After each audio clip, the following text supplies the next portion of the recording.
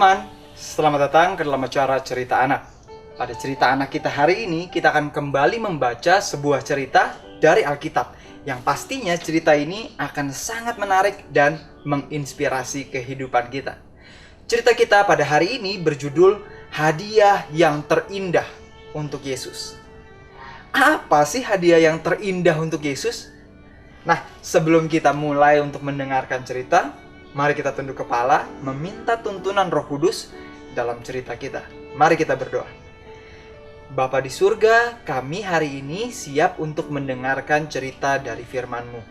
Ajari kami Tuhan, agar kami dapat mengerti dan mempraktekkan setiap firman yang kami dengar. Dalam nama Yesus kami berdoa, amin. Sebelum kita mulai mendengarkan cerita, kita nyanyi dulu yuk satu lagu bersama-sama. Yesus sayang padaku. 2, 3. Yesus sayang padaku, Alkitab terangkan itu. Meski kecil dan lemah, aku juga miliknya.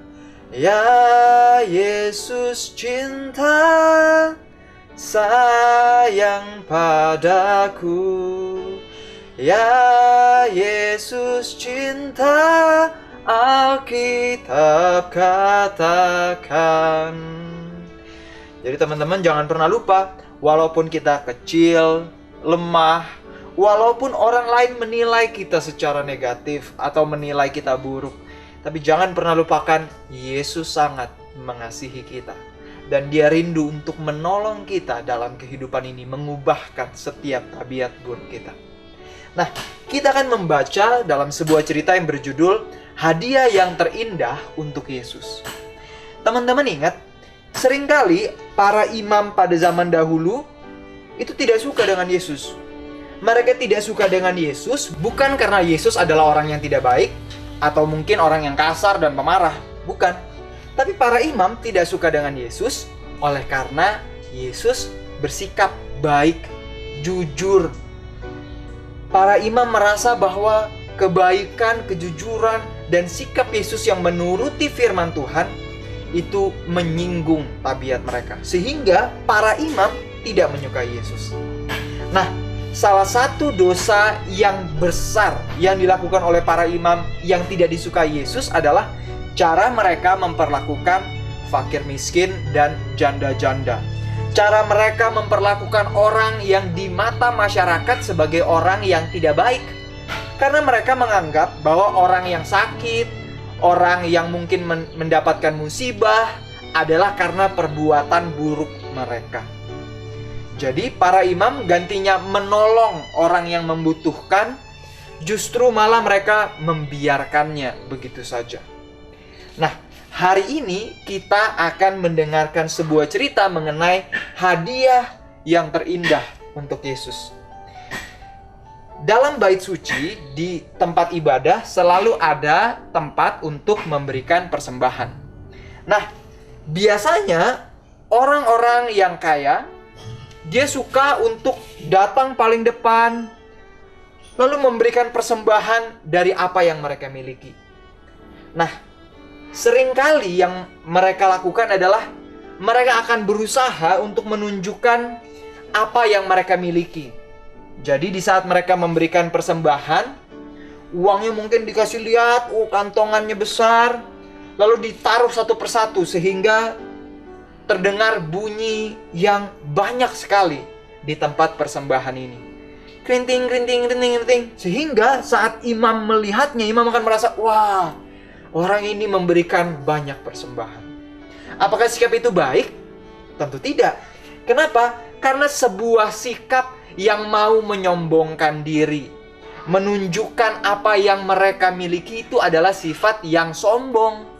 Dan sifat yang sombong seharusnya tidak dimiliki oleh anak-anak Tuhan. Tetapi pada zaman itu para imam berpikir bahwa karena orang ini memberikan banyak persembahan, orang ini pasti diberkati. Orang ini pasti akan jadi orang yang sukses, yang baik. Padahal di dalamnya ada kesombongan di dalam hati mereka. Teman-teman, Hari ini kita diingatkan pertama, di saat kita memberi, biarlah kita tidak menyombongkan diri. Apa yang kita berikan, biarlah bukan supaya nama kita yang dikenal, diingat, dan dipuji orang lain, tapi biarlah nama Tuhan yang ditinggikan. Nah, di sini kita melihat di saat orang yang kaya ini lalu pergi, tidak lama kemudian datang seorang wanita, seorang janda.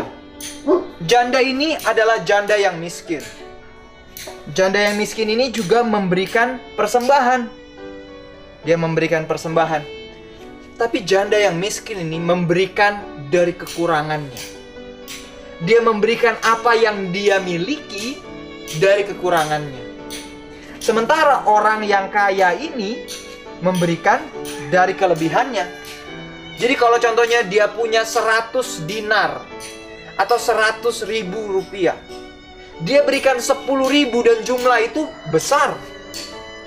Sementara wanita ini mungkin hanya punya 100 atau 1.000 rupiah dan dia kasih 1.000. Bagi para imam, bagi manusia, jumlah yang diberikan wanita ini sangat kecil. Tapi bagi Tuhan, jumlah yang dia berikan sangat besar. Kenapa? Karena dia kasih dari kekurangannya. Dia berikan bukan karena dia punya banyak, dia punya 100, makanya dia kasih 10. Tapi dia punya 10 dan dia kasih 10. Di mata Tuhan itu sangat besar karena dia berikan dari kekurangannya. Dia rela memberikan kepada Tuhan.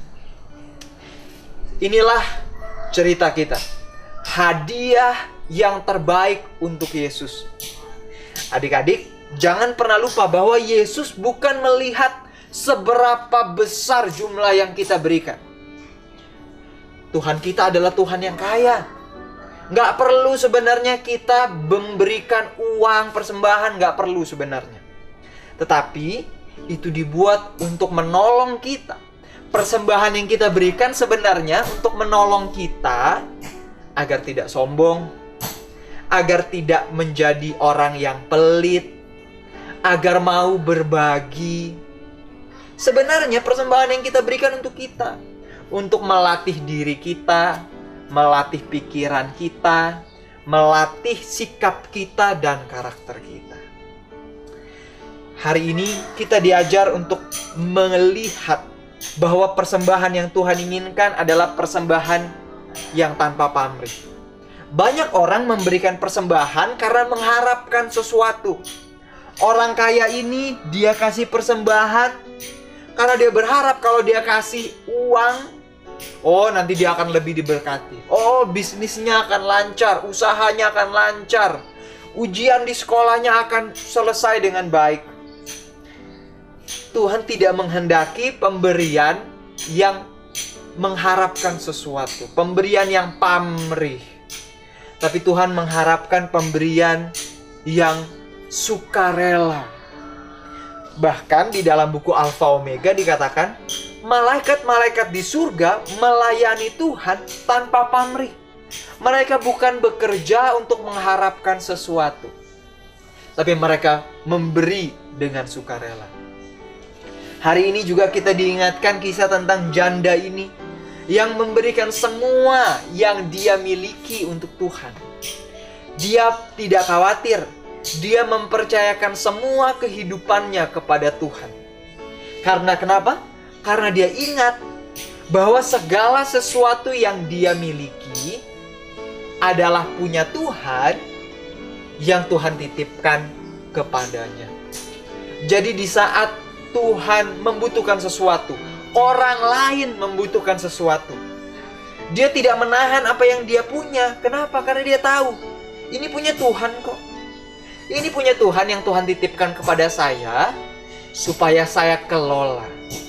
Jadi teman-teman jangan pernah lupa, semua yang ada pada kita, waktu kita, kesehatan kita, tubuh kita, pikiran kita, bahkan uang kita, itu sebenarnya adalah titipan Tuhan yang Tuhan titipkan kepada kita untuk kita kelola. Jadi pertanyaannya, apakah kita adalah seorang pengelola yang baik?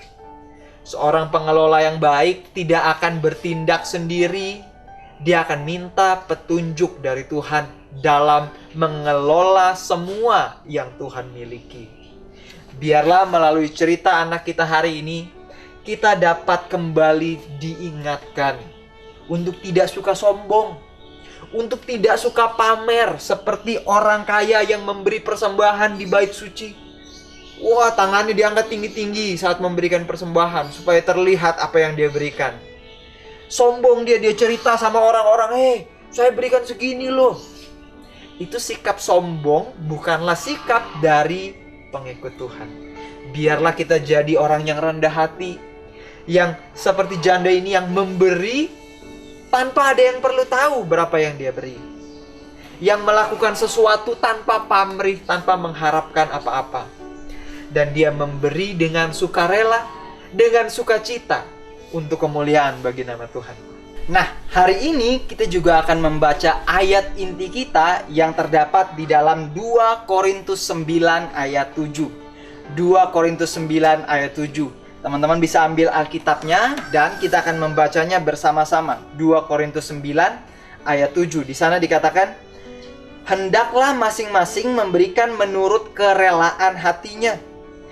Jangan dengan sedih hati atau karena paksaan, sebab Tuhan mengasihi orang yang memberi dengan sukacita." Jadi teman-teman dengar firman Tuhan mengatakan, hendaklah di saat kita memberi, jangan dengan sedih hati, jangan karena paksaan, tapi dengan sukacita. Nah, banyak orang hari ini yang suka memberi tapi dengan sedih hati.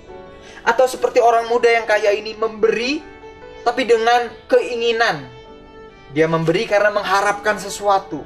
Atau memberi supaya dirinya bisa diagungkan, bisa menyombongkan dirinya.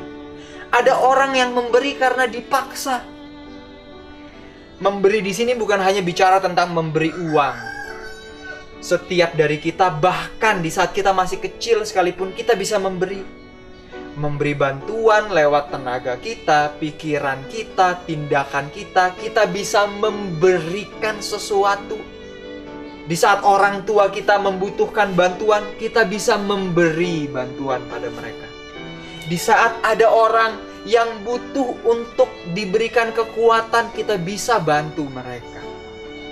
Jadi banyak bantuan yang bisa diberikan, bukan hanya sekedar uang saja. Tetapi pertanyaannya, di saat kita memberi, entah itu memberi bantuan kepada orang tua kita, kepada kakak kita atau adik kita, kepada teman-teman kita, apakah kita memberi dengan sedih hati? Iya, saya mau tolong bantu mama dan papa, tapi aduh sedih, aduh terpaksa lakukan itu.